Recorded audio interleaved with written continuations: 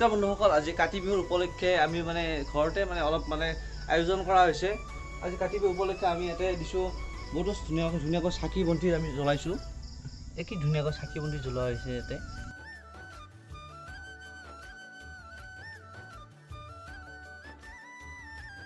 কাতি বিহুৰ উপলক্ষে ৰাস্তাত জ্বলাইছে, চৌদিশে ধুনীয়াকৈ পৰিৱেশ এটা হৈ গৈছে কাতি বিহু। এতিয়া আমাৰ কাতি বিহু উপলক্ষে আমাৰ ঘৰতে অলপ চাকি বন্তি দিয়া হৈছে আৰু লগতে শৰাই দিয়া হৈছে। এতিয়া আমি মাৰ প্ৰসাদ আমি খাবলৈ লৈছোঁ। আমাৰ ইয়াতে আছে প্ৰসাদ আছে, মাৰ প্ৰসাদ আছে, কল, মাৰ প্ৰসাদ, এইটো লাড়ু, এইটো কিহৰ লাড়ু? এইটো কেঁচা লাড়ু। এইটো কিহৰ বনোৱা হয় কেঁচা লাড়ুটো? এইটো কেঁচা লাড়ুটো কেনেকৈ বনায়? নাৰিকল, গুড়া, নাৰিকলখিনি আগতে সানি থৈ দিব লাগিব। চুগাৰ আৰু ঘিউ মৌ দি সানি থ'ব লাগিল।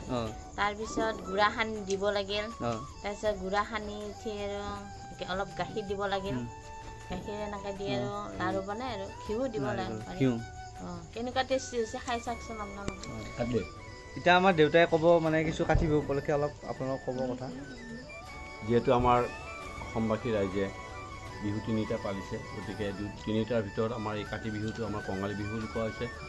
এই কঙালী বিহুত সকলো অসমবাসী ৰাইজে আমাৰ যিটো কাতি বিহুৰ যিটো উৎসৱ, এই উৎসৱটো আমাক সৰ্বসাধাৰণতে পালিছে। খুব ধুমধামেৰে নহ'লেও সাধাৰণতে মাহ প্ৰসাদ আৰু মাহ প্ৰসাদত বিশেষভাৱে আমাৰ মাটিমাহৰ অকণমান মানে আমাৰ হেৰি থাকিব লাগিব, বুট মাটিমাহ এইখিনি ভিজাই পেলাই প্ৰসাদ তৈয়াৰ কৰিছে।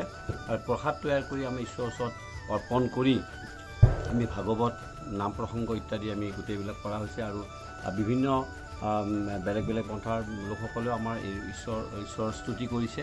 আৰু তাৰপিছত আমি মাহ প্ৰসাদখিনি আমি গ্ৰহণ কৰি তাৰপিছত লাড়ু পিঠা বিভিন্ন ধৰণে বনাই, কম বেছি পৰিমাণে প্ৰায় সকলো ঘৰত লাড়ু পিঠা বনাই। বিশেষভাৱে আমাৰ এই কেঁচা লাড়ুটো খুব প্ৰচলিত। কাতি বিহুত আমাৰ এই কেঁচা লাড়ুৰ বিশেষ প্ৰচলন চলি থাকে। এইটো আমাৰ গোটেই সমাজৰ, অসমৰ যিমান অসমীয়া সমাজ আছে গোটেইবিলাক সমাজত লাড়ুটো মেইনলি বিশেষকৈ বনাই গৈ। তাৰপিছত আমাৰ বাকী পিঠা পনাবিলাক ইত্যাদি বনাই, এইবিলাকো খোৱা হয়। আমাৰ গোটেই আনন্দ ফূৰ্তিৰ মাজেদি কৰা হয়। মানে আমি এইটো ফাইনেলি মানে এই খাই থকা সময়তে মানে একদম আমাৰ কাষৰ ঘৰৰ খুৰীয়ে মানে এটা বঢ়িয়া ধৰণৰ এটা বস্তু দিলে। এই বস্তুটো হৈছে এই চাওক, এইটো হৈছে গিলাচ পিঠা। এইটো টেকলি পিঠা ধৰণৰ, এইটো বহুত টাইপৰ টেকলি পিঠাই, কিন্তু এইটো গিলাচত বনোৱাৰ কাৰণে ইয়াৰ নামটো হ'ল গিলাচ পিঠা। এইটো বঢ়িয়াকৈ কি ডিজাইনত দেখাই দিছে চাওক, একদম মজাকৈ মানে দেখাত বস্তুটো সেই আৰু চিম্পুলেই, কিন্তু ওপৰত মানে তিলটো দিয়াৰ কাৰণে একদম কি এটা মজা এটা ডিজাইন আহিছে। এইটো এতিয়া মানে আমি এই পিঠা খাম বুলি লওঁতে মানে মায়ে কি ক'লে আৰু সেই আনিলে, এই আমাৰ এই পিঠা আনিলে আৰু তেল পিঠা, লাড়ু এইবোৰ চব আনিলে। এতিয়া ইয়াৰ লগতে গোটেই খাওঁ আৰু একেবাৰে কেনেকুৱা লাগে এইটো খাই চাওঁ। এইটো পিঠাটো খাই চাওঁ কেনেকুৱা লাগে। পিঠাটো একদম ধুনীয়া পিঠা, একদম মজা লাগিছে খাই আৰু বহুত টেষ্টি পিঠা এইটো। এইখিনিতে আৰু আপোনালোকক কাতি বিহুৰ শুভকামনা জ্ঞাপন কৰিলোঁ আৰু বাই বাই।